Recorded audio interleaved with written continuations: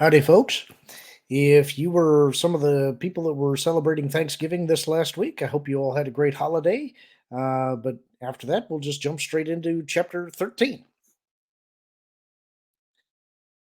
Soyug Arusier, first secretary of the combined Bothan clans, was urbane, polite, and completely gracious.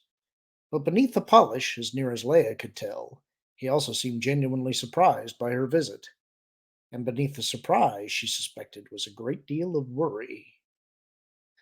"You must understand my position here, Councillor Organa Solo," he said for the third time as he ushered Leia, Han, and 3PO past the outer reception station and into the sumptuous three-story lobby/atrium that filled the front third of the combined clan's center building. "Your visit, unannounced this way, is highly irregular. Your request," his fur twitched despite obvious efforts to control it, "is even more so." "You have the letter from Gavrasom," Han put in gruffly. "You have the letter from Failure. What more do you want?" The secretary threw a sideways look at Han, and despite the seriousness of the situation, Leia had to fight to keep from smiling. Han was at his absolutely most intimidating, standing stiff and tall, scowling unblinkingly, his hand resting on the blaster holstered at his side. The knuckles of his gun hand were slightly whitened with pressure as he gripped the weapon, a subtlety she'd suggested to him on the trip here from Coruscant, and one that clearly wasn't lost on its intended audience. He would have been even more intimidating with Barkim and Sakashash standing there beside him. But Bothans didn't much like Nogri, and Leia had decided the situation was ticklish enough already without that extra strain. The two Nogri were lurking somewhere outside, a quick comlink call away if they were needed. But she wasn't expecting them to be. Between the official weight she was bringing to bear and the threat of more physical consequences from Han, they had Arusier in a tight squeeze already. With luck, that should give them a good chance of getting to the financial records before anyone was able to hide or alter them. "I personally need nothing more, Captain Solo," the secretary said. "The problem is that only one of the combined clan's leaders may grant authorization to see the records you are requesting, and none are of this part of Bathwui at present." Han took another step towards him. "You've got the letter from President Gavrasom." "Please." Leia held up a hand.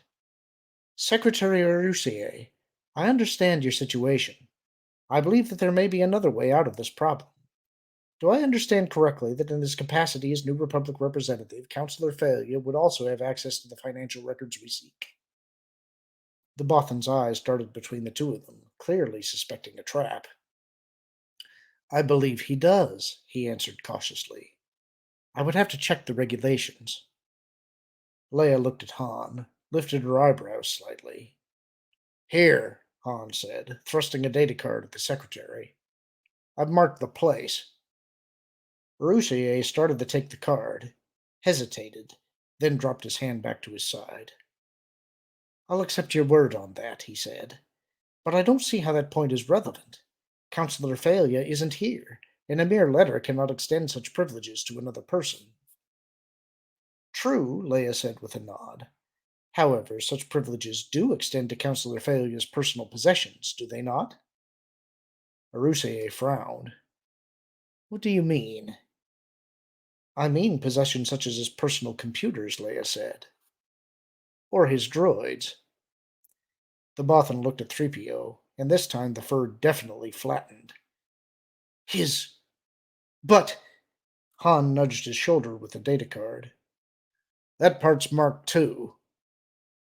"And here's the record of Failure's ownership," Leia added, producing another data card. Mechanically, Arusier took the two data cards, his eyes on the golden droid standing silent and aloof with quiet hauteur. At least, that's what Leia hoped he saw. In actual fact, 3PO was being aloof and silent for the simple reason that he was too embarrassed and chagrined for words.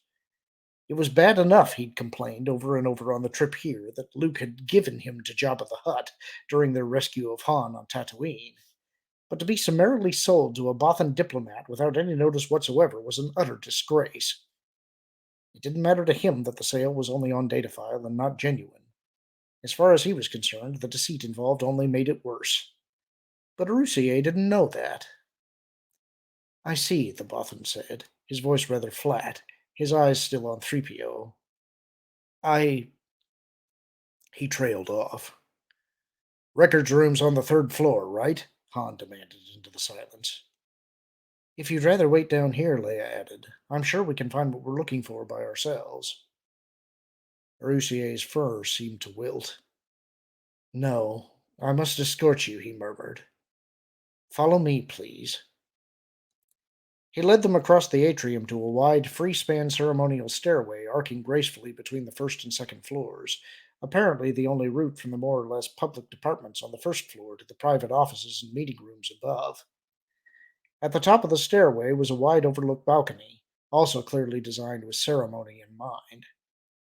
Ceremonial or not, though, the Bothans hadn't scrimped on security. A pair of armed guards stood at the bottom of the staircase, and Leia could see the camouflage poles of a static barrier built into the banisters on either side a few steps up. She also wondered how many of the privacy-glazed office windows peeking through the short trees and bushy borschi and cavaris vines from the two top floors had hidden guards watching the stairway and the atrium. Knowing the Bothans, probably at least one of them. But no one, hidden guards or otherwise, interfered as Arusier led the party to the top of the staircase, then along a corridor to a more standard set of stairs leading to the third floor, and finally to a door marked simply Archives. There the secretary paused, but if he was having second thoughts, they weren't going to be given time to ripen. Brushing past him, Han opened the door and went in. 5 other Bothans were in the room, seated at various data retrieval stations. All of them were looking at the door as Leia stepped inside behind Han with expressions and postures that could have been either surprise or guilt. That one will do, Leia said, pointing to an unoccupied retrieval station near the door. Go ahead and get started, 3PO. Silently, 3PO shuffled off towards the station. Thank you, Secretary Arusier, Leia added to their escort. We'll call you if we need any further assistance. I will be available for whatever you require, Arusier said. Turning, he left the room, closing the door behind him. Beside Leia, Han made a rude-sounding noise. You'd think Thalia would have mentioned in his letter that we're on their side here, he muttered. I'm sure he did, Leia agreed. But these are Bothans. They see hidden blades everywhere. Han grimaced. Especially coming from other Bothans. It's how their internal politics work, Leia reminded him, squeezing his arm. Come on, let's get this over with. The order had specified a large crowd, and Navette had assured Major Tierce that his team could deliver. But now, looking at the edges of the crowd that he could see from his rooftop vantage point, a crowd that had already overflowed all available standing space in the Merchant Square, even he was impressed. This time Cliff had definitely outdone himself. Navette, Penson's voice came from the tiny speaker in Navette's left ear. Looks like they're ready to move. Right, Navette said, moving the attached microphone a little closer to his lips. It was a military-style comlink, scavenged from a stormtrooper helmet, and would probably be trouble if he was caught with it. But the hands-free design was more private and convenient than standard civilian cylinder types, with a better real-time encryption. Anyway, he wasn't planning to get caught. You'd better get in position. What's the makeup like? It's a real mix this time, Penson said. Got a bunch of spacers of all types from the port area, but there are a lot of shoppers and merchants, too. Everything from human to Ashori and Rhodian. Got a bunch of Froffly, too. I can see those stupid hair spurs poking up above the rest of the crowd. Good. Aside from the general hot-headedness of the species itself, the Froffly government was one of the few that had already come out publicly for sanctions against the Bothans. A species grounded on vindictiveness, and the fact that the Bothans had spent the past 15 years systematically grinding the Froffly light machinery industry to dust certainly hadn't helped matters. Make sure you're out of their way when they start their charge. Don't worry, Penson said dryly. Oops, okay, there they go. Next stop, the Combined Clans building. You all set? All set, Navette said, stroking the stock of the Night Stinger sniper's blaster rifle lying on the roof beside him. Let's do it. Shh, Han said, frowning with concentration. You hear that? Leia looked up from the retrieval station. I didn't hear anything. It sounded like thunder, Han said, straining his ears. Or a crowd. Or.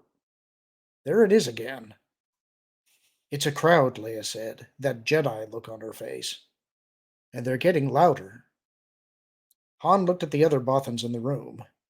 None of them seemed to have noticed the noise. Must be pretty good sized if we can hear them all the way in here. The Jedi look was getting more intense. I don't like this, Han, she said. There's something not right here.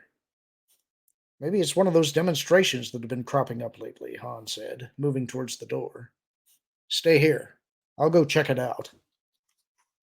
The Bothans in the archive room might not have figured out what was happening, but the rest of the building was already on it. The corridor outside was alive with hurrying Bothans, some carrying boxes of data cards or other equipment, others just hurrying.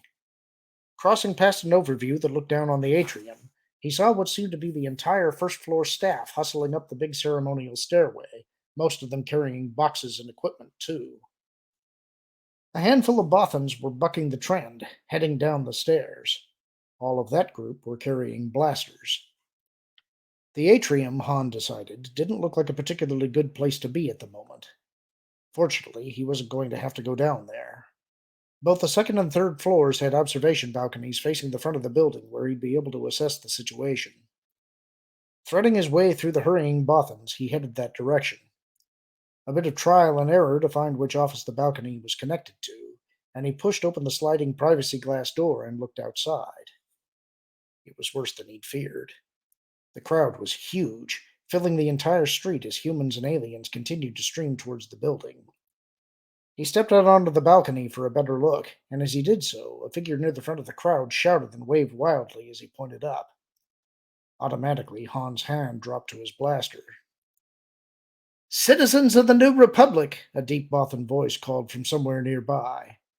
I respectfully appeal to you for calm. The crowd responded with even more noise, none of it sounding especially calm or respectful. Stepping to the edge of his balcony, Han craned his neck and looked down at the second floor balcony beneath his. There he was, a distinguished looking elderly male Bothan wearing the elaborate sigil and signet of a clan leader. No clan leaders on this part of Bothawui, huh? Han muttered, straightening up again. He was no expert, but it sure didn't look like the sort of mob that a little Bothan sugar talk would do much for, which suggested the smart thing would be for him to get back inside and get back to Leia, just in case. Giving the crowd one last look, he started to turn away. The front of the crowd had reached the combined clans building now, the people behind them pushing and jostling past and filling in around the sides. Resting the stock of his blaster rifle against his shoulder, Navette squinted experimentally through the macrobinocular sight running along the barrel. Almost time. And then, just as he'd known they would, the Bothan sent a representative onto the lower balcony to talk to the mob. The figure lifted his hands for silence, without any noticeable effect, of course, and Navette was just beginning to line up his crosshairs when another figure appeared, this one on the upper balcony. A human? Frowning, Navette shifted his aim upward and tightened his focus, and felt his eyes widen in disbelief. Han Solo. It was Han Solo, hero of the rebellion, New Republic shipping liaison, and general all-around troublemaker. And there he was, standing on a balcony right in front of him. Navette had always considered himself to be leading a charmed life, but sometimes even he couldn't believe his own luck. Navette? Penson's voice came excitedly in his ear. Up on the top balcony. I see him, Navette said, striving to sound cool and professional. Han Solo himself. This was just too good to be true. So which one do we do? Navette smiled tightly. Both, of course. You've got a spare, don't you? Well, yes. So we do both, Navette told him. And we start with Solo. Give me a count. Right, Penson said. 5 seconds. 4. 3. Han had been gone only a few seconds when the doors suddenly bounced open again. Councillor Organa Solo, Secretary Arusier said, breathing heavily. We desperately need your assistance. There is a mob moving on this building. Yes, I know, Leia said. What does she want me to do? Defend us, of course, the Bothan snapped, jabbing a hand at the lightsaber hanging unobtrusively beneath her loose overjacket. Are you not a Jedi? Leia suppressed a sigh. There were still so many people out there who refused to see Jedi in any role except that of armed defender or combatant. Perhaps I could try talking to them, she suggested gently. Askar clan leader Relsker has already gone to do that, Arusier said, fur rippling with nervous impatience.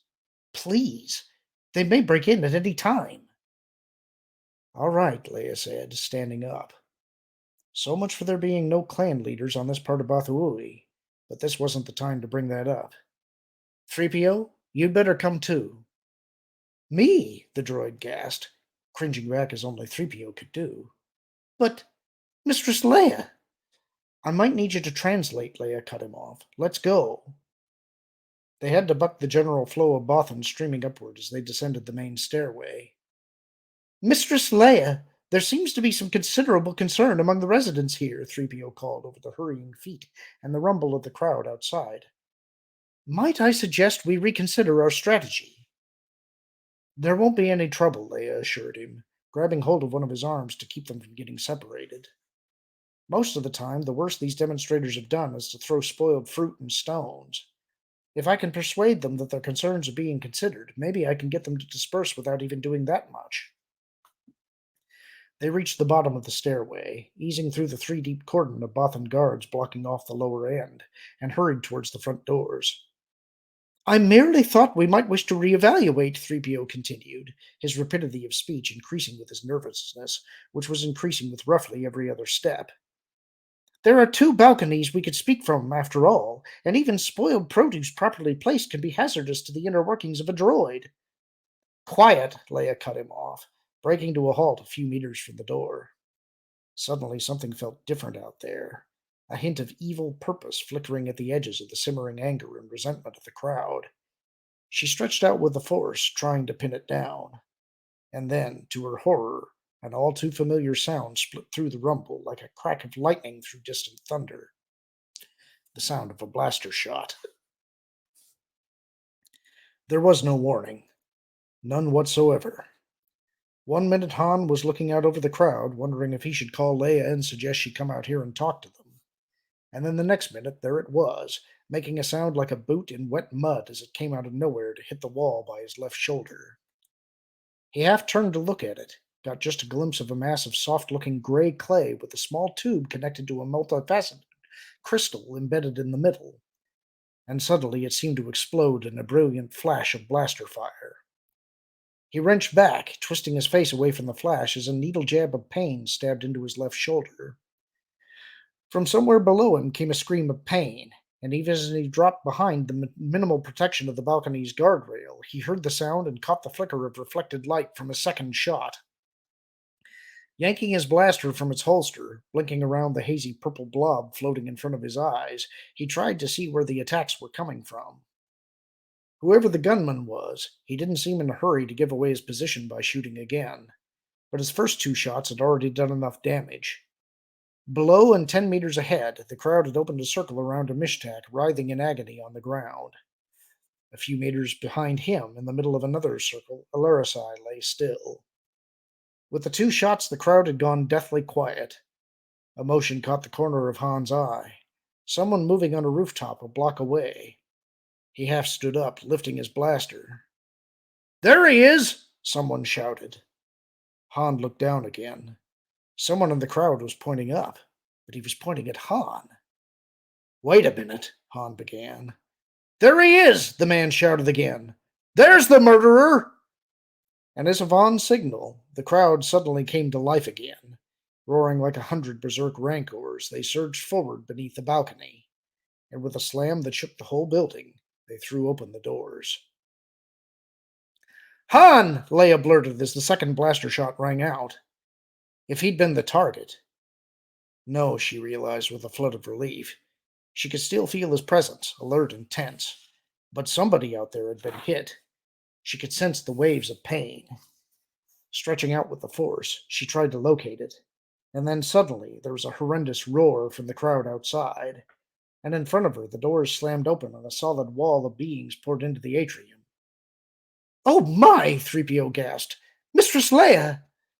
"Get behind me!" Leia snapped, taking a long step to the side and grabbing for her lightsaber as she threw a quick glance at the ceremonial stairway at the other end of the atrium. With some serious effort, she should be able to reach it ahead of the crowd, but 3PO didn't have that kind of speed, and if she abandoned him to the mob. "Get behind me!" she ordered the droid again, igniting the lightsaber. She had come here to talk, and she had better get started. The nearest of the crowd shied away as the lightsaber blade blazed into existence, many of them probably only noticing her for the first time. "Citizens of the New Republic!" she shouted, holding the lightsaber high. "I'm New Republic Counselor and Jedi Knight Leia Organa Solo. I call on you to stop!"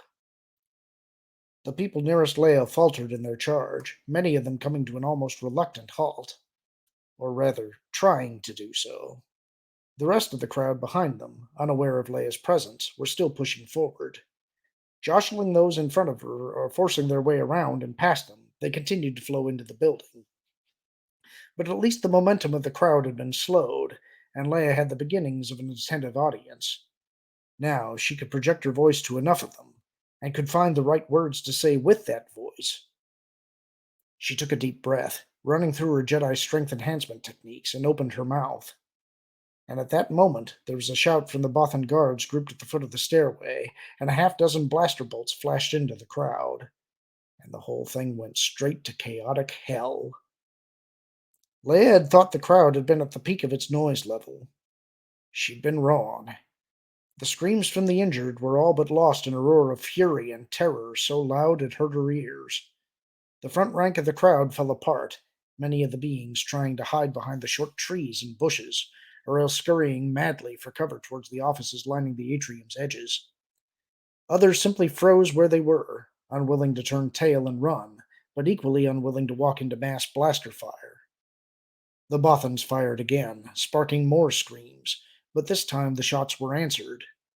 From a dozen places in the crowd, blasters opened up, and 6 of the guards toppled to the floor. "That's it!" a voice from the mob shouted over the roar. "Everyone! Get them!" "Wait!" Leia shouted. "Stop!" But it was too late. The crowd, mindless with rage, was rolling forward now like a flash tide, blasters firing freely as the atrium suddenly became a war zone. Even those whose advance had been slowed by the sight of Leia's lightsaber were no longer listening, and in fact most had already deserted her or been dragged away by the mob. Twice she had to lift her lightsaber high over her head as the buffeting and shoving nearly sent someone into the blade. Dimly over the noise she heard 3PO wail something, but by the time she was able to turn around he had vanished. A kill bounced towards her, whistling excitedly through his hulapai and waving a blaster towards the stairway, completely oblivious to the lightsaber blade he was drifting towards. And with a dark recognition of defeat, Leia shut down the weapon, using the Force to keep the kill from slamming into her. There was nothing more she could do here. Those who were still firing were halfway across the crowd, impossible for her to reach, and none of the beings nearest her had done anything to deserve the death or dismemberment that was the only punishment her lightsaber could mete out.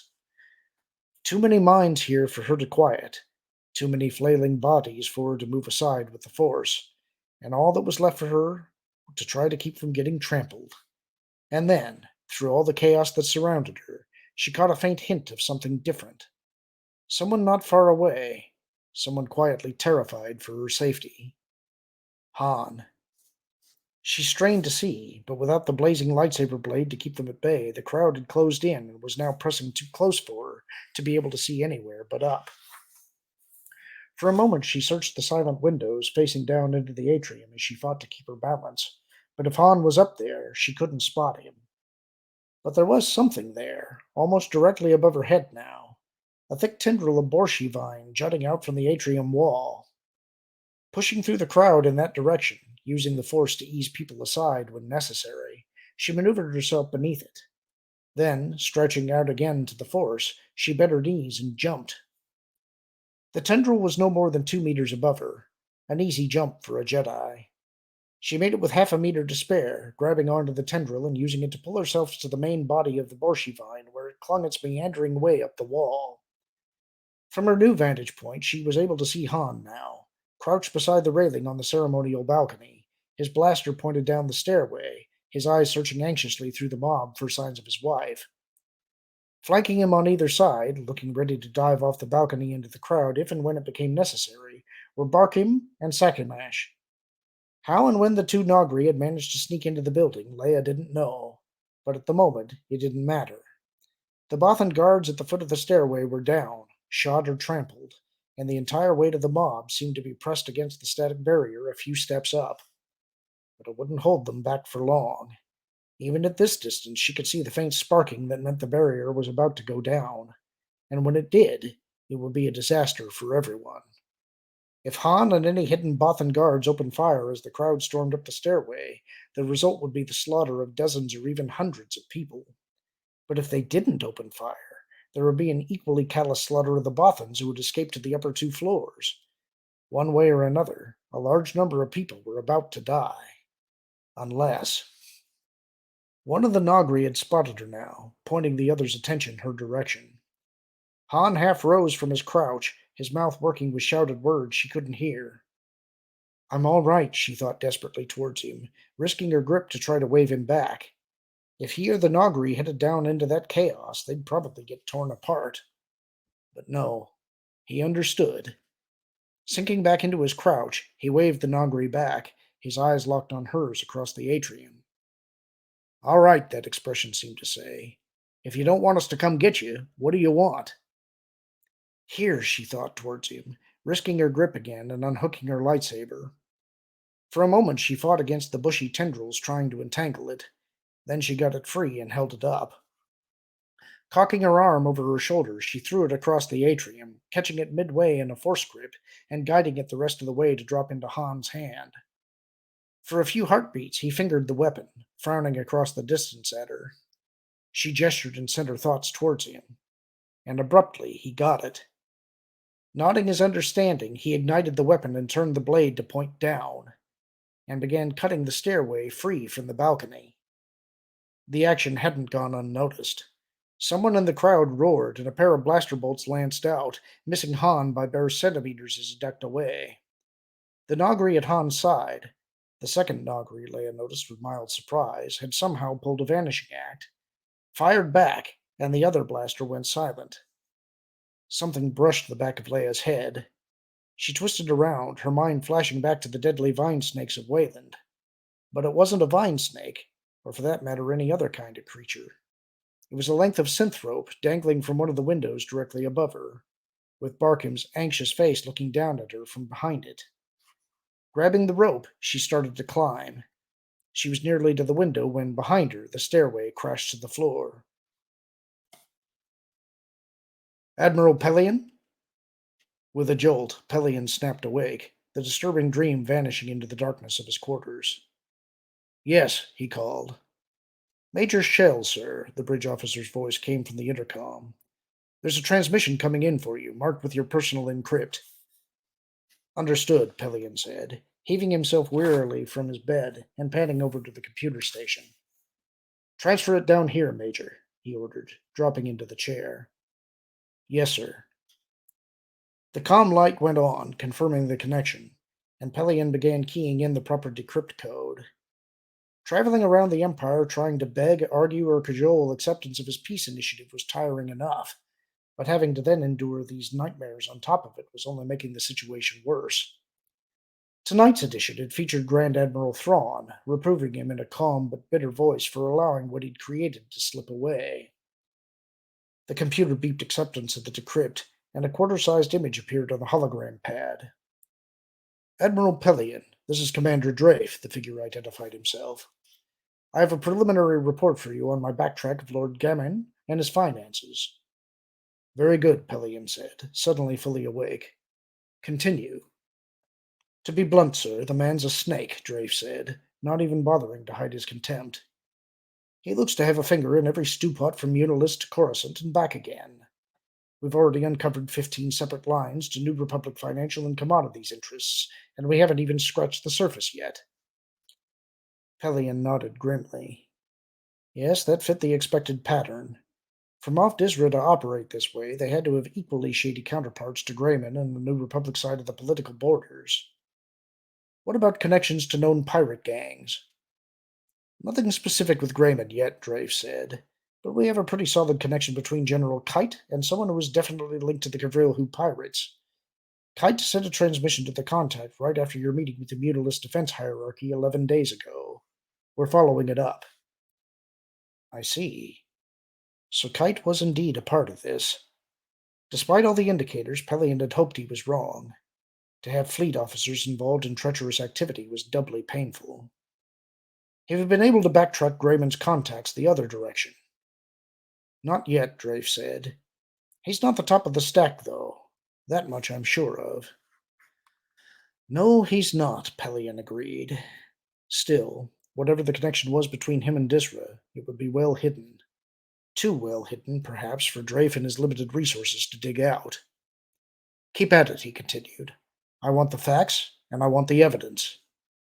Yes, sir, Drafe said. If I may make a suggestion, Admiral, all these business connections to the New Republic ought to be enough to bring down Lord Grayman, if that's what you want. I have no particular interest in bringing any specific person down, Pelion said, not entirely truthfully. Trade with the New Republic may be technically illegal, but you know as well as I do that we need the resources too badly for anyone to actually bother enforcing the laws. Besides which, he added silently to himself, if and when his peace initiative succeeded, all that official isolationism would have to be changed anyway. But of course, Drave had no idea any of that was in the works. What I want, and all that I want, is to find out who's been manipulating Imperial personnel and funds this way and have them stopped, he added aloud. Clear? Perfectly, Admiral, Drave said. Don't worry, sir. No matter how deep they've buried themselves, we'll dig them out. I'm sure you will, Commander, Pelion assured him. Was there anything else? Actually, sir, yes, Drafe said, consulting a data pad. I just got word from one of my people on Bathawui who was tracking down one of Lord Grayman's connections there. He says there's been a bad riot over at the Combined Clans building in Drevistarn, apparently over this Kamas document thing. Pelion frowned. Any other details? Only that there were definitely casualties, Drafe said. No idea of the numbers yet. Apparently it's just happened. The news hasn't even hit the various services yet. It'll probably take them a while to sort things out, but I thought you'd like to know. Yes, thank you, Pelion said. Anything else? No, sir, not right now. Very good, Pelion said, nodding. Keep me informed, Commander. Out. For a few minutes he remained seated at the computer station, gazing at the empty display as he turned that last bit of information over in his head. The New Republic is unstable. Ultimately, it has no choice but to self-destruct. How many times, he wondered, had that thought been hurled at him in the 3 weeks since he'd begun this campaign to persuade the leaders of the Empire that it was time to concede defeat? 100 times, it seemed, maybe more, and each time he'd stood against it, repeating his same list of arguments over and over again to the point where the precise and polished phrasing now came automatically to his mind and lips. And yet, he had read the reports of the riots that had been springing up over this Kamas revelation and controversy, had skimmed the intelligence summaries of the increasingly heated debates taking place in the New Republic Senate and various sector assemblies, had read the threat analyses of the growing belligerence between ancient rivals all across the galaxy. Was he wrong and all the rest of them right? Was the New Republic on the verge of destroying itself? And if it was, what in the Empire was he doing trying to make peace with them? With a sigh, he levered himself out of his chair and crossed back to his bed. No, it didn't seem reasonable right now, but then nothing ever seemed reasonable in the lonely stillness of the deep night. He'd had good and proper reasons to start on this path. He knew, and he could only assume that those reasons would still seem valid when he examined them again in the light of day. And if this controversy over the Kamas document got in the way of the process. Pelion frowned in the darkness, the memory of a comment Thrawn had once made flickering to his mind. Examine all obstacles carefully, the Grand Admiral had admonished him. With a little ingenuity, they can often be turned into levers. If the Kamas document was tearing the New Republic apart, What might they offer in exchange for the Empire's help in putting that controversy to rest? Reaching across the bed, he snagged his datapad and keyed for his list of upcoming meetings. Returning to Bastion was out. Aside from the disruption it would cause in his schedule, any attempt to pull a copy of the Kamas document out of the Imperial Library there would undoubtedly be relayed directly to Dizra, and he had no interest in giving them off any advance warning of his intentions. But there was also a complete set of Imperial records at the Ubictorate base at Yaga Minor, and 4 meetings from now, that was where the Chimera was going to be. Keying off the datapad, Pelion set it back on the nightstand and lay down again. Yes, that was what he would do. Try to find a copy of the complete Kamas document and offer it to the New Republic in exchange for political concessions. Assuming, of course, that that meeting did indeed take place. For a moment he considered checking with the bridge to see whether there were any messages waiting from Major Vermal, but the comm officers had already had explicit instructions to alert him immediately if any such messages came through. Reminding them of those instructions twice a day would only make them wonder what was going on. Besides, it had only been 11 days since Vermal's ship could have reached Morisham.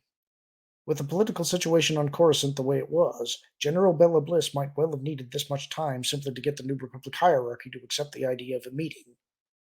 No, Vermal would call eventually, and in the meantime, Pelion had 4 more meetings with most likely hostile senior fleet officers to get through before he could head to Yaga Minor, the first of which would be in barely 6 hours. Rolling over, closing his eyes, he cleared his mind and tried to get back to sleep. Han shook his head. No, he said, wincing slightly as Leia carefully dabbed salve onto his left shoulder. I did not fire. Not into the crowd, not anywhere. Those we spoke to claim you did, Orosier insisted. They say a blaster shot came from your balcony. Did clan leader Rexil also fire? Sakishash demanded. The survivors say that as well. They are mistaken about that, Orosier said, his huffy voice in odd contrast to the wariness with which he eyed the Nogri. Clan leader Rexgal had no blaster. Well, I didn't fire mine, Han insisted. The Bothan's fur rippled. If that is your word, I must accept it, he sighed. It does not really matter. Han grimaced. No, probably it didn't. With 27 of the rioters dead, and maybe 40 more injured, and with the first floor of the combined clans building a total loss, it hardly mattered anymore who had started it. Except to the news reporters, of course, most of whom were blaming him. The door opened and a pair of Bothan guards stepped in, carrying a few bent pieces of gold metal. Here is the rest, First Secretary, one of them said, offering their prizes to Rosier. We have completed our search, and there is no more to be found. Hans scowled at the fragments. They've been sweeping up pieces of 3PO for nearly an hour now, from nooks and crannies all over the first floor. It was like Cloud City all over again, only worse. He'll be all right, Leia murmured to him. It didn't look like any of his major components had been seriously damaged when they were being kicked around. Most of it's cosmetic. We could repair him if you'd like, Rosier offered. No thanks, Han said, wishing Chewie were here instead of back on Coruscant minding the kids. Or maybe not. The last time the Wookiee had to put 3PO back together, the droid hadn't exactly bubbled over with gratitude. We got people on Coruscant who can do it. Of course. Rosier hesitated. Speaking of Coruscant, Councillor Organa Solo, clan leader Rakeskar has been in constant contact with the New Republic government. President Gaversom would like to speak with you at your earliest convenience. Han looked up at Leia. You want me to need some extra looking after? He murmured, just loud enough for her to hear.